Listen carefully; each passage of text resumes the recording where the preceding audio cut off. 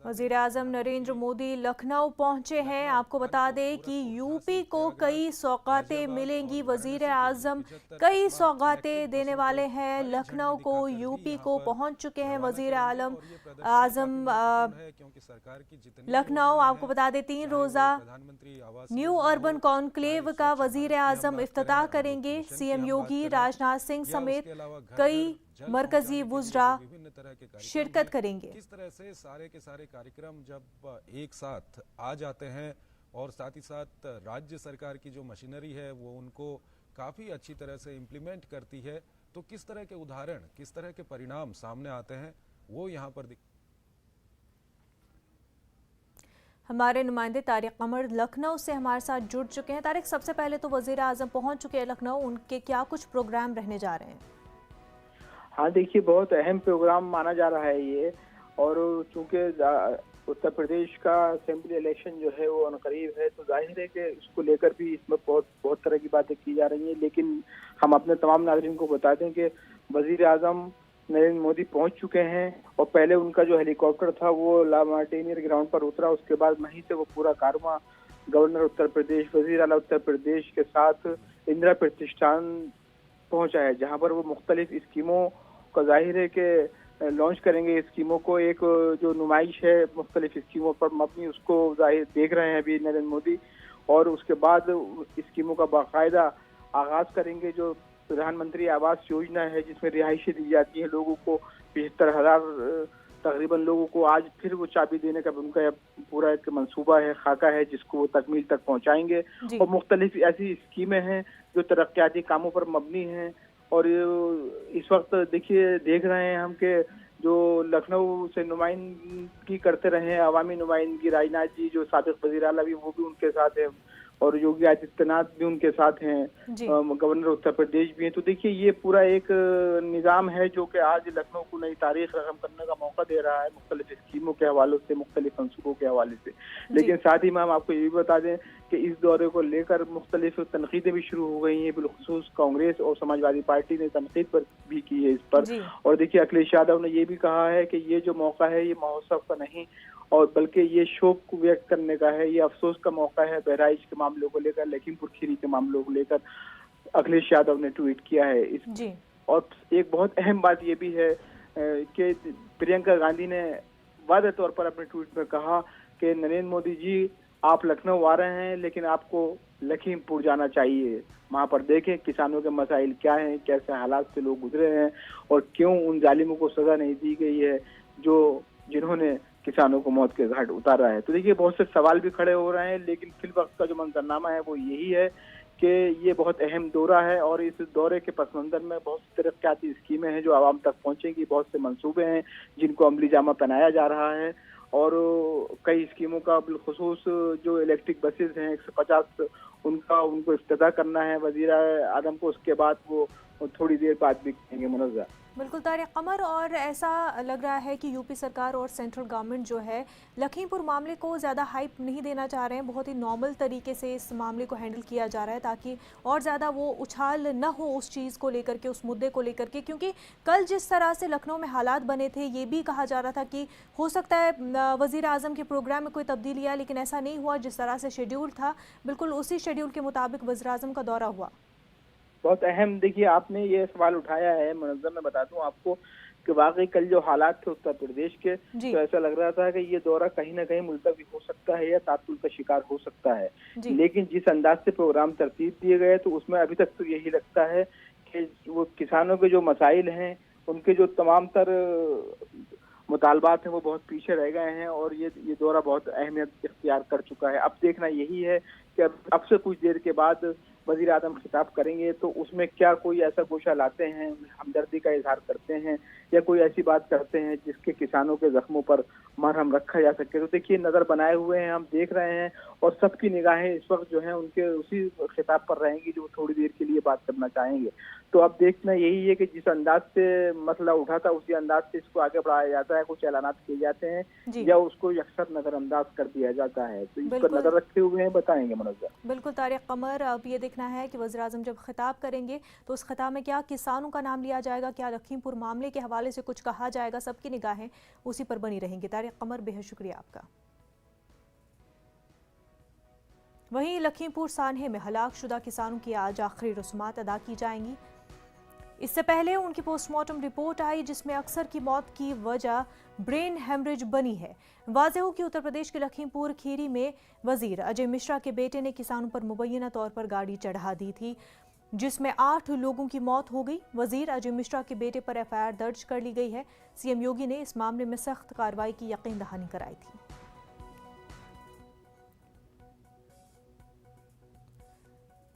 Congress leader Priyanka Gandhi सोमवार से हिरासत में है। प्रियंका गांधी को सीतापुर में पीएसी के गेस्ट हाउस में रखा गया है। इस बीच प्रियंका गांधी ने अपना एक झाड़ू लगाने वाला और साफ सफाई वाला वीडियो भी शेयर किया था। वाज़ेह रहे कि प्रियंका गांधी लखीमपुर के लिए रवाना हुई थी। लखीमपुर में मुतासरीन से मुलाकात करना चाहती थी, लेकिन उनको रास्ते में ही पुलिस ने हिरासत में ले लिया था।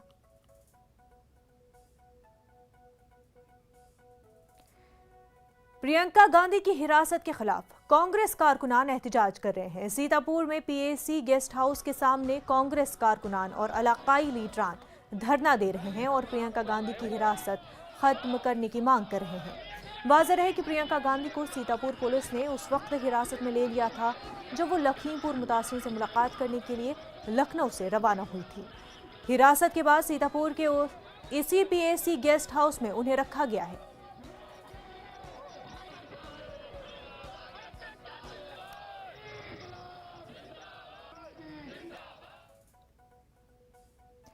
लखीमपुर सान्हे पर प्रियंका गांधी ने पीएम मोदी को तनकीद का निशाना बनाया है। उन्होंने पीएम मोदी को लखीमपुर सान्हे का वीडियो देखने का मशवरा दिया है। साथ ही वजीर अजय मिश्रा को बर्खास्त करने और बेटे की गिरफ्तारी का मुतालबा भी किया है।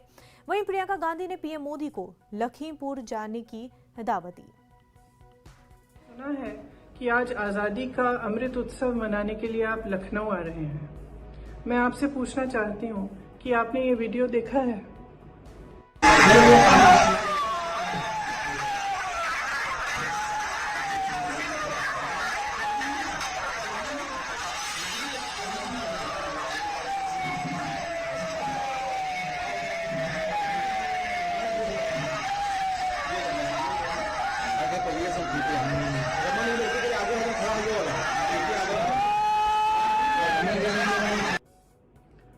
ये वीडियो आपके सरकार के एक मंत्री के बेटे को किसानों को अपनी गाड़ी के नीचे कुचलते हुए दिखाता है। इस वीडियो को देखिए और इस देश को बताइए कि इस मंत्री को बर्खास्त क्यों नहीं किया गया है और इस लड़के को अभी तक गिरफ्तार क्यों नहीं किया गया है। मेरे जैसे विपक्ष के नेताओं को तो आपने हिरासत में बगैर किसी ऑर्डर, बगैर एफआईआर के रखा है। मैं जानना चाहती हूँ कि ये आदमी आजाद क्यों है। आज जब आप आजादी के अमृत उत्सव की महफिल में मंच पर बैठे रहेंगे मोदी जी, तो आप याद करिए कि आजादी हमें किसानों ने दिलवाई। आज भी इस देश की सुरक्षा सीमाओं पे किसानों के बेटे करते हैं। किसान महीनों से त्रस्त है, अपनी आवाज उठा रहा है और आप उसको नकार रहे हैं। मैं आपसे आग्रह करती हूँ, लखीमपुर आइए ना। जिन्होंने आजादी दिलवाई, जो अन्नदाता है इस देश का, जो आत्मा है इस देश का, उसकी पीड़ा समझिए, सुनिए। इनकी सुरक्षा करना आपका धर्म है। जिस संविधान पर आपने शपथ लिया उसका धर्म है और उसके प्रति आपका कर्तव्य है। लखीमपुर सान्हे पर एमआईएम सदर असदुद्दीन ओवैसी ने वजीर आजम और सीएम योगी को जिम्मेदार ठहराया है। वहीं उन्होंने कहा कि वारदात को मंसूबाबंद तरीके से अंजाम दिया गया है। असदुद्दीन ओवैसी ने किसी हाई कोर्ट या सुप्रीम कोर्ट के मौजूदा जज की निगरानी में जांच की मांग की है। क्या हुआ है, ये पूरा प्री प्लान तरीके से हुआ है, क्योंकि थोड़े दिन पहले ही यूनियन मिनिस्टर ने अपनी स्पीच में इसका इशारा दिया और कहा कि 2 मिनट लगेंगे हमको, और वैसा ही हुआ। उनके बेटे की मौजूदगी में पूरा कॉन्वॉय ने गया और कई लोगों को रोन दिया गया। ये तो बर्बरियत है, इंसानियत नहीं है। ये भाई किसानों का एहतजाज चल रहा है, पिछले करीब 1 साल हो गए, 200 से ज़्यादा किसानों की मौत भी हो चुकी है, मगर इस तरह से उनको गोली मारना, उन पर गाड़ी चढ़ा देना, जो एक पीसफुल पुरअमन प्रोटेस्ट कर रहे थे, तो इससे जाहिर होता है कि एक इनकी क्रिमिनल मेंटालिटी है और इसके लिए जिम्मेदार हमारे प्रधानमंत्री मोदी भी है और इस प्रदेश के मुख्यमंत्री योगी आदित्यनाथ भी है, क्योंकि उन्होंने जब से पॉलिसी को अपनाया कि ठोक देंगे तो ठोक देने का नतीजा यही रहा है कि अब उन्हीं के पार्टी के लोग इस तरह की हरकत करते हैं और ये तो इंसानियत नहीं है, तो हैवानियत नज़र आ रही वहाँ पर। सवाल ही पैदा नहीं होता, ट्रांसपेरेंट इन्वेस्टिगेशन नहीं होगा, ये सिर्फ ऑप्टिक्स के लिए, ये सिर्फ वक्त ख़रीदने के लिए और आंखों में धूल झोंकने के लिए इस तरह के एफआईआर रजिस्टर किया गया है।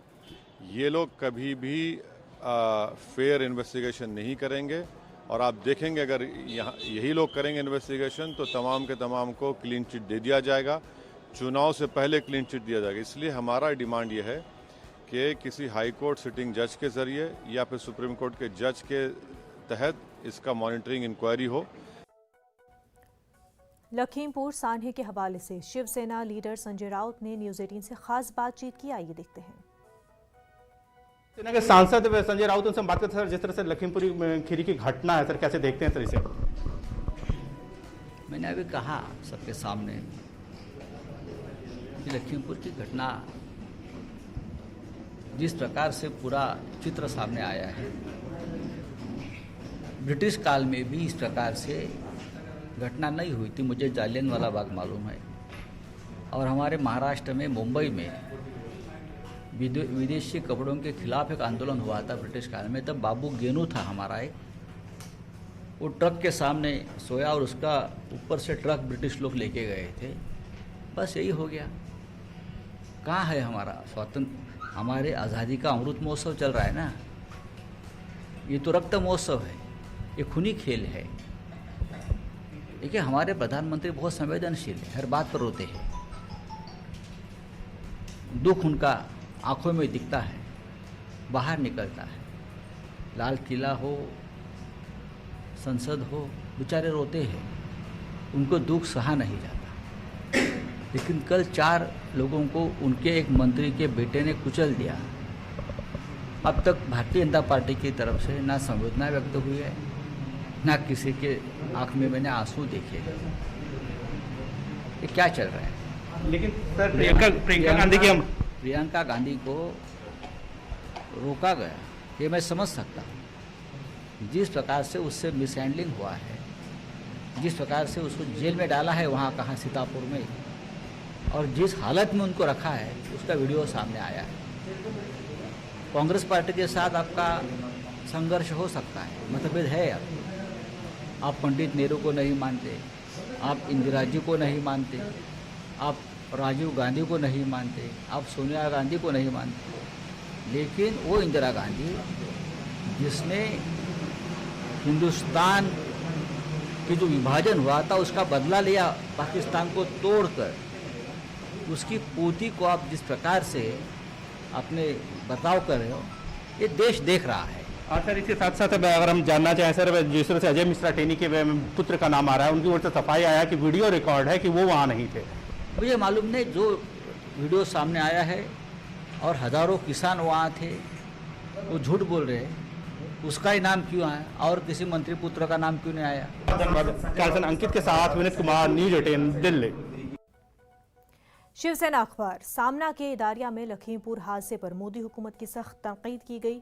सामना ने लिखा है कि जमहूरियत के दावे खोखले हैं। मोदी हुकूमत को कुत्ते की मौत पर अफसोस होता है, लेकिन लखीमपुर में इंसानों की मौत पर अब तक एक भी इजहार गम नहीं है। सामना ने यह भी लिखा कि मीडिया, जिसे जमहूरियत का चौथा सुतून समझा जाता है, उसे भी खौफ व घबराहट का दीमक चाट रहा है।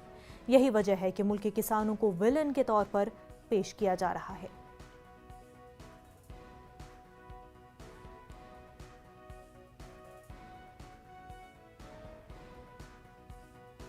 वहीं लखीमपुर मामले को लेकर के एनसीपी लीडर नवाब मलिक का क्या कुछ कहना है, आप भी सुनिए।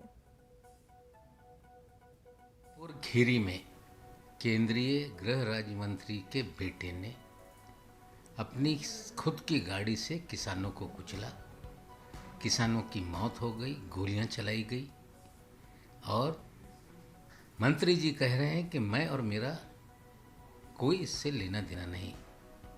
हमें लगता है कि सारा मामला दबाया जा रहा है। सिर्फ एफआईआर दर्ज कर लेने से काम नहीं चलेगा, तत्काल रूप से मंत्री जी के बेटे की गिरफ्तारी हो और मोदी जी ऐसे मंत्री जिनके परिवार के लोग कानून मानते नहीं और देश का वो गृह राज्य मंत्री बना रहे, हमें लगता है इससे भौंदा मजाक कुछ नहीं हो सकता। तत्काल रूप से मंत्री को बर्खास्त किया जाए। कोरोना वबा के दौरान बाहमी इमदाद और इन्हिसार का जज्बा मुस्तहकम हुआ है। मुल्क इस वबा से मुत्तहिद होकर मुकाबला कर रहा है। टीकाकारी के ऐलान के बाद हम बेहतर ताउन करें जिससे हम कोरोना को मात देने की जानिब कदम बढ़ा सके। नेटवर्क 18 इस मुहिम में हर कदम पर आपके साथ रहेगा। जब तक सभी महफूज नहीं होते तब तक कोई भी महफूज नहीं होगा। इसी सोच की बुनियाद पर हमारी मुहिम संजीवनी का मकसद यकीनी बनाना है कि वैक्सीन पाना सभी हिंदुस्तानियों का हक है। सवालों का जवाब दिया जा सकता है और ये सब आपके फ़ोन पर। नेटवर्क 18 और फेडरल बैंक की कौमी सतह की टीकाकारी से मुतल्लिक़ बेदारी मुहिम के तहत कोविड-19 के खिलाफ संजीवनी और short of life Sanjeevani WhatsApp helpline शुरू हो गया। आपको बस 7977773753 पर व्हाट्सएप करना और आपको उसी वक्त आपके सवाल का जवाब मिल जाएगा। जानकारी जिसे जांच और क्रॉस चेक किया गया है। तो आगे बढ़े, कोविड-19 पर अपने सवालों को व्हाट्सएप करें और अपनी ज़रूरत की सभी जानकारी हासिल कर लें। नंबर है 7977773753।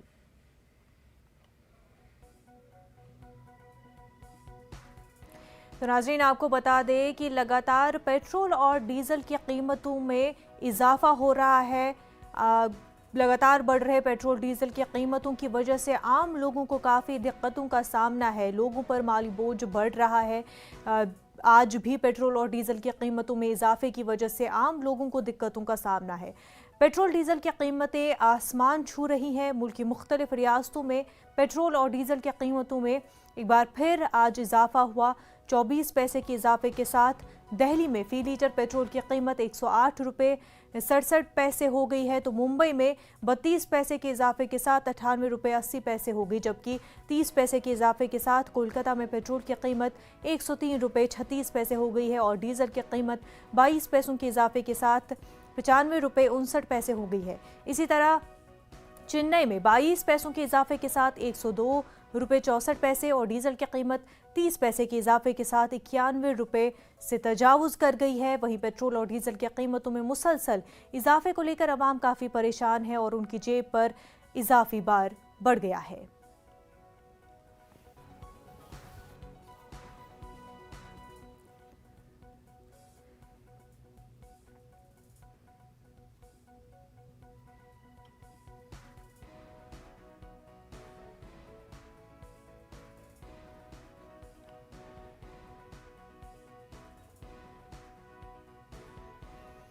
आगे बढ़ते हैं। महंत नरेंद्र गिरी की मौत के मामले में मुलजिमीन को आज प्रयागराज में CJM कोर्ट में पेश किया जाएगा। वीडियो कॉन्फ्रेंसिंग के जरिए मुलजिमीन की पेशी होगी।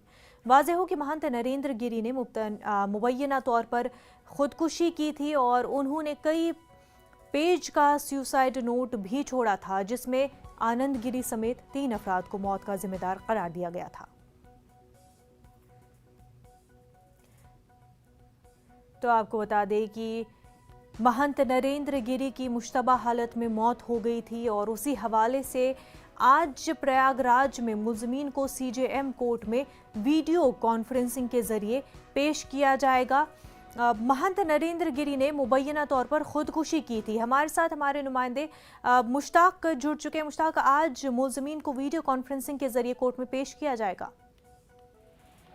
मुनज़्ज़र, सबसे पहले मैं ये बता दूं कि अखाड़ा परिषद के जो सदर महंत नरेंद्र गिरी हैं, उनकी जो मुबैना मौत हुई थी पुरअसरार खुदकुशी का जो मामला है उसको 15 दिन हो गए हैं और इस मामले को CBI की जांच के हवाले कर दिया गया था।